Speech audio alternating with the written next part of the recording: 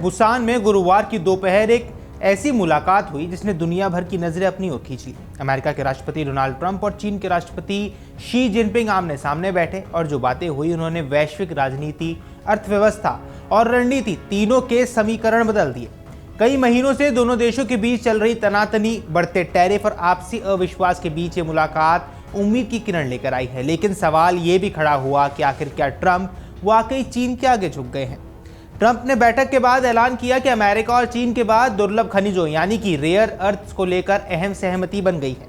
चीन ने 1 साल तक अमेरिका को इन खनिजों की सप्लाई जारी रखने का वादा किया है। और अब ये बात समझनी जरूरी है कि रेयर अर्थ आखिर इतने अहम क्यों हैं।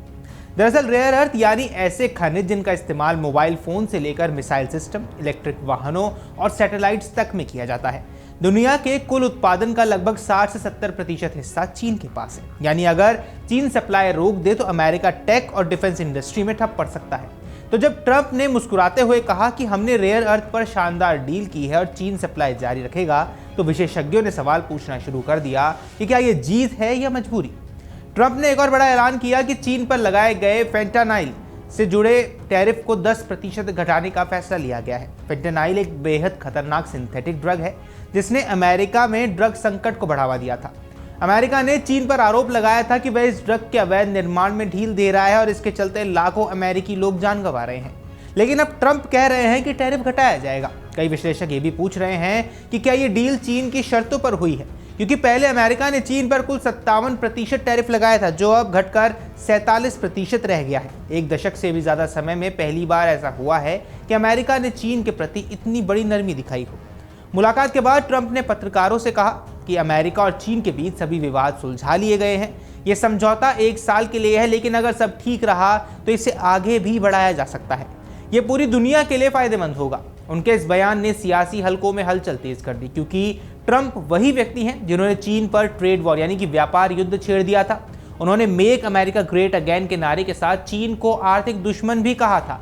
और अब वही ट्रंप कह रहे हैं कि सब विवाद खत्म हो गए हैं। तो क्या ट्रंप अब वैश्विक स्थिरता के हित में अपनी पुरानी रणनीति बदल रहे हैं या ये सिर्फ एक चुनावी चाल है? बैठक के दौरान दोनों नेताओं ने रूस यूक्रेन संघर्ष पर भी बात की है। ट्रंप ने कहा कि यूक्रेन का मुद्दा मजबूती से उठा, हमने लंबे समय तक बात की और अब दोनों देश मिलकर देखेंगे कि इस संकट को कैसे सुलझाया जा सकता है। यह बयान भी अपने आप में काफी अहमियत रखता है, क्योंकि अब तक चीन को रूस का करीबी सहयोगी माना जाता रहा है, जबकि अमेरिका यूक्रेन के समर्थन में खुलकर खड़ा है। ऐसे में ट्रंप का यह कहना कि दोनों साथ काम करेंगे वैश्विक राजनीति में एक नए समीकरण का भी संकेत देता है। तो अब क्या ये संकेत ये है कि क्या अमेरिका अब रूस यूक्रेन युद्ध को खत्म करने के लिए चीन की मध्यस्थता को स्वीकार करने को तैयार होने वाला है? ट्रंप ने यह भी बताया है कि चीन ने अमेरिका से बड़ी मात्रा में सोयाबीन खरीदने का वादा किया है। अमेरिकी किसान लंबे समय से ये शिकायत कर रहे थे कि चीन के साथ व्यापारिक तनाव के चलते उनकी फसलें बिना खरीदार के पड़ी रहती हैं। अब ट्रंप इस समझौते को एक घरेलू उपलब्धि के रूप में पेश कर सकते हैं। उन्होंने कहा यह डील अमेरिकी किसानों और मजदूरों दोनों के लिए शानदार खबर है। चीन एक बड़ा ग्राहक बनेगा, लेकिन सवाल फिर से वही उठ रहा है कि क्या यह डील अमेरिका की अर्थव्यवस्था को स्थिर करेगी या चीन को और ज्यादा मजबूत बना देगी। सबसे चौंकाने वाली बात यही रही कि इस बैठक में ताइवान का मुद्दा नहीं उठा। चीन हमेशा से ताइवान को अपना हिस्सा मानता है, जबकि अमेरिका उसकी स्वायत्तता का समर्थन करता हुआ सामने आया है। विशेषज्ञों का मानना है कि शी जिनपिंग इस मुद्दे को जरूर उठाएंगे, लेकिन ट्रंप ने साफ कहा कि ताइवान पर चर्चा नहीं हुई। क्या ये संकेत है कि ट्रंप फिलहाल चीन को नाराज नहीं करना चाहते, या फिर उन्होंने जानबूझकर यह मुद्दा टाल दिया ताकि आर्थिक समझौतों को खतरे में ना डाला जाए? कई राजनीतिक या रणनीतिक विश्लेषक ये भी कह रहे हैं कि राजनीतिक कूटनीति का एक नया संतुलन है, जहां दोनों देश फिलहाल टकराव से बचना चाहते हैं। इस समझौते के बाद बाजारों में तत्काल असर भी देखने को मिला। अमेरिकी डॉलर मजबूत हो गया और एशियाई बाजारों में हल्की बढ़त देखने को मिली है। लेकिन साथ ही कई विशेषज्ञों ने चेतावनी भी दी है कि यह समझौता सिर्फ अस्थायी राहत है, क्योंकि अमेरिका और चीन के बीच की गहरी रणनीतिक प्रतिद्वंदिता इतनी आसानी से खत्म नहीं हो सकती। दुर्लभ खनिजों की सप्लाई पर भी चीन की पकड़ अब भी बरकरार है और अमेरिका इस पर निर्भर बना रहेगा। यानी अगर कल चीन सप्लाई रोकता है तो पूरी अमेरिकी टेक इंडस्ट्री फिर से संकट में पड़ सकती है। तो ऐसे में सवाल यही है कि क्या चीन के आगे अमेरिका झुक गया है या फिर ट्रंप ने वैश्विक अर्थव्यवस्था को स्थिर करने के लिए कूटनीतिक चाल चली है? सच ये है कि इस बैठक के बाद दोनों देशों ने राहत की सांस तो ली है, लेकिन भरोसे की दीवार अभी भी कमजोर है।